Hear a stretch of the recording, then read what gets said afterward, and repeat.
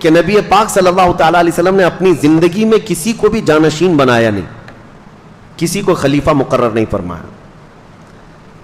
یہاں سے میں آپ کو محرم الحرام کے بیانات میں یہ جو جملہ میں کہہ رہا ہوں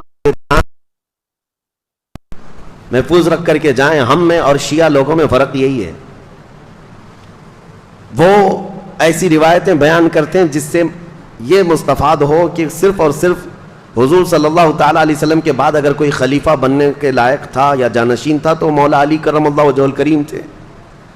بلکہ وہ یہاں تک کہتے ہیں وصی رسول اللہ، رسول اللہ نے ان کے لیے وصیت کی تھی، وہ رسول پاک صلی اللہ علیہ وسلم کے جانشین تھے، اعلان ہو چکا تھا. یہ سب چیزوں کے لیے میں ایک ہی سوال کرتا ہوں، صدیق اکبر کس کا نام ہے؟ نبی پاک صلی اللہ تعالیٰ علیہ وسلم کی ایک چھوٹی سی چیز کو بھی جو ریلیٹڈ ہو وہ چھوڑنا گوارا نہیں کرتے. بال کے برابر بھی، وہ کہتے ہیں صحابہ بال برابر بھی حضور کی اداؤں سے یا حضور کی منشا سے ہٹ کر کے وہ کوئی کام کرنا پسند نہیں کرتے تھے، چاہے پوری دنیا الگ ہو جائے. میں ایک سوال کرتا ہوں کہ اگر وصیت ہو چکی تھی رسول اللہ کی، اعلان ہو چکا تھا، تو کیا سیدنا ابو بکر صدیق رسول اللہ کی وصیت کے خلاف جا کر اپنی کرسی قائم کر سکتے تھے؟ یہ عقل میں آنے والی بات نہیں. وہ ابو بکر صدیق رضی اللہ تعالیٰ عنہ جو رسول اللہ صلی اللہ علیہ وسلم کی پیروی میں اور ان کی سنتوں میں اس قدر حساس تھے کہ روز اول سے وہ ایمان لائے ہوئے ہیں. سب سے پہلے اسلام لانے والوں میں نام ہے، ہر وقت رسول پاک صلی اللہ تعالیٰ علیہ وسلم کے ساتھ کھڑے ہونے والے. اگر حضور نے اعلان کر دیا ہوتا تو کیا حضرت ابو بکر صدیق اس کی نافرمانی کرتے، اس فرمان کے خلاف جاتے؟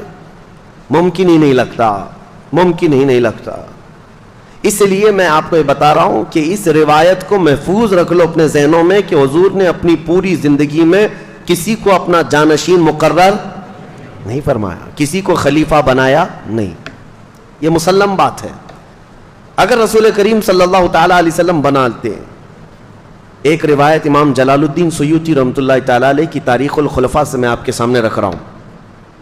امام جلال الدین سیوطی بہت بڑے محدث ہیں، ان کی یہ روایت ہے. آپ فرماتے ہیں کہ رسول پاک صلی اللہ تعالیٰ علیہ وسلم کے جانشینی کے اور خلافت کا اعلان نہ کرنے کی وجہ کیا ہے؟ کیوں نہیں منتخب فرمایا کسی کو بنا دیتے، خلیفہ بنا دیتے، جانشین بنا دیتے، لیکن بنایا کیوں نہیں؟ اس میں کیا وجہ ہے؟ امام جلال الدین سیوطی کی یہ روایت تاریخ الخلفاء میں موجود ہے.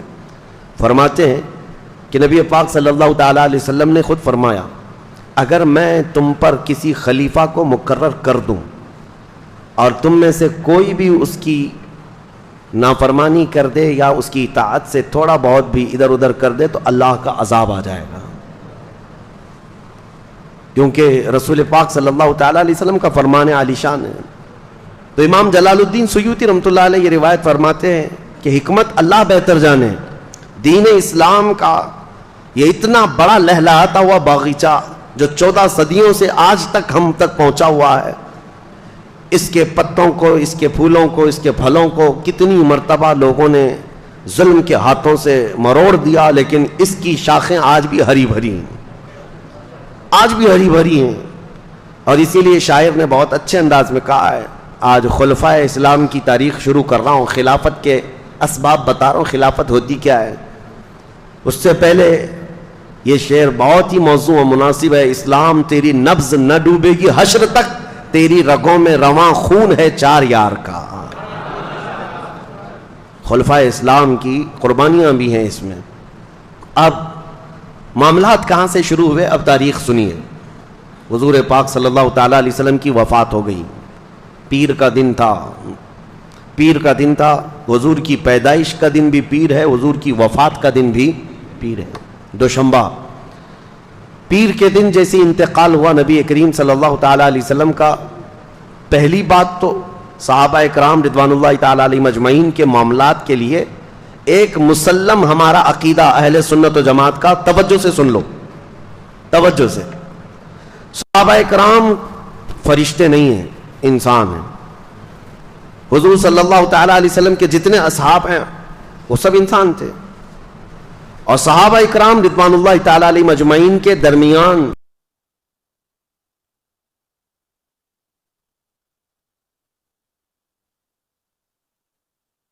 ذکر کرنا اور پھیلانا یہ حرام ہے، ناجائز ہے۔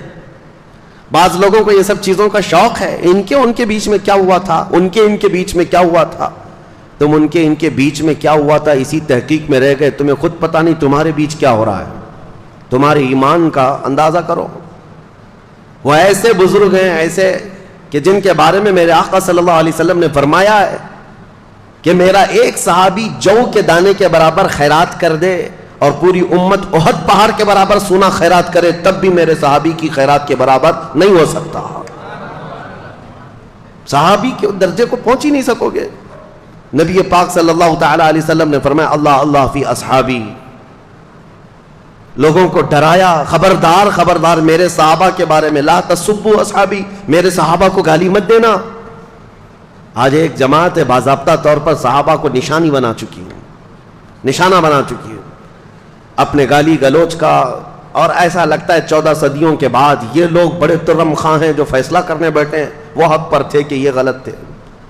جنہوں نے رسول اللہ صلی اللہ تعالی علیہ وسلم کی صحبت کا شرف پایا ہے، تمہیں اندازہ نہیں وہ کون سے مقام پر پہنچ گئے۔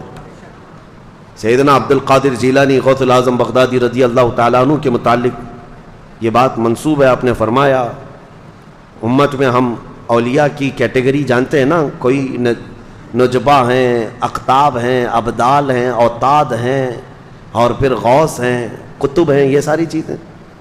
غوث کا درجہ اولیاء میں بہت اونچا ہوتا ہے، لیکن وہ غوث خود فرماتے ہیں صحابی کے درجے کے متعلق، فرماتے ہیں رسول اللہ کے صحابہ جو جہاد میں جایا کرتے تھے گھوڑوں پر بیٹھ کر، ان گھوڑوں کے ٹاپ کے نیچے سے جو دھول اڑتی تھی غوث کا مقام وہاں تک بھی نہیں پہنچ سکتا۔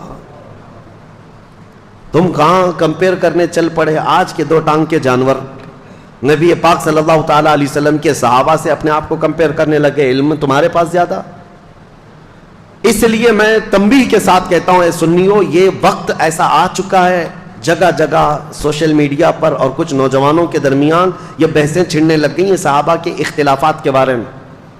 مولا علی کرم اللہ وجہہ الکریم اور حضرت امیر معاویہ کے درمیان کیا جنگیں ہوئی تھی، کون سے اختلافات ہوئے تھے، حضرت خالد بن ولید رضی اللہ تعالیٰ عنہ، حضرت عمر فاروق رضی اللہ تعالیٰ عنہ، ان کے درمیان کیا معاملات ہو گئے تھے، حضرت عثمان ابن عفان رضی اللہ تعالیٰ عنہ اور دیگر صحابہ اکرام کے درمیان، یہ سب باتیں لوگوں کو بڑی ایسی لگتی ہیں دلچسپ ہیں۔ اس میں آج داخل ہوتے ہوتے نوجوان ایمان سے ہاتھ دھو بیٹھ رہے ہیں۔ میں تو یہ کہتا ہوں وہ بہت بڑی چیزیں ہیں، تمہیں تو اپنے ماں باپ کے اختلاف میں بھی نہیں جانا چاہیے، تمہیں تو اتنا بھی حق نہیں ہے کہ تمہاری ماں اور تمہارے باپ آپس میں کسی بات پر اختلاف کر لے تو بیٹا وہاں بیچ میں داخل ہو کر کے مزاحمت نہ کرے، اور نہ ہی ان کے ان قصوں کو مزے لے کر کے سناتا رہے۔ تمہیں اتنا بھی حق نہیں ہونا چاہیے کیونکہ وہ بڑے ہیں۔ اب رہی بات صحابہ رسول اللہ کے، الصحابۃ کلہم عدول، سارے صحابہ رسول اللہ کے عادل ہیں۔ وَكُلًّا وَعَدَ اللَّهُ الْحُسْنَى، قرآن کی 27ویں پارے کی سورہ حدید کی آیت ہے، اللہ قرآن میں فرماتا ہے رسول کے سارے صحابہ سے اللہ نے وعدہ کر لیا ہے کہ ان کو جنت ملے گی، ان کے لیے وعدہ ہے، اور انہی کے متعلق قرآن میں آیت نازل ہوئی رضی اللہ عنہم ورضوا عنہ، اللہ ان سے راضی ہوا اور وہ اللہ سے راضی ہوئے۔ 3 مرتبہ یہ آیت آئی قرآن پاک میں، اللہ تبارک و تعالیٰ ان سے راضی ہوا۔ میرے عزیزو، جن سے خود اللہ راضی ہے اور کلام پاک میں سند کے طور پر آیت آ گئی، ان صحابہ کے بارے میں تم بات کر سکتے ہو؟ اس لیے سب سے پہلے آج میری گفتگو شروع ہونے سے پہلے یہ اہل سنت و جماعت کا مسلم عقیدہ سمجھ کر کے چلو، صحابہ کے آپس کے معاملات اور اختلافات ہمارا موضوع سخن کبھی نہیں ہو سکتے، ہماری تقریر کا عنوان کبھی نہیں ہو سکتے۔ ہاں، تاریخ ہم بتاتے ہیں، اور تاریخ بتانے کے بعد آپ کو ہمیشہ یہ بات محفوظ رکھنی چاہیے کہ وہ سب رسول اللہ کے صحبت یافتہ ہیں، حضور کے سچے غلاموں میں سے ہیں۔ اگر ان کے درمیان کوئی معاملات ہوئے بھی تھے تو ان کا مولا، ان کا آقا رسول کریم صلی اللہ تعالیٰ علیہ وسلم ان کے ساتھ ہے، اور رب العالمین ان کے ساتھ فیصلہ فرمانے والا ہے۔ نہ تم سزا دے سکتے ہو نہ جزا دے سکتے ہو۔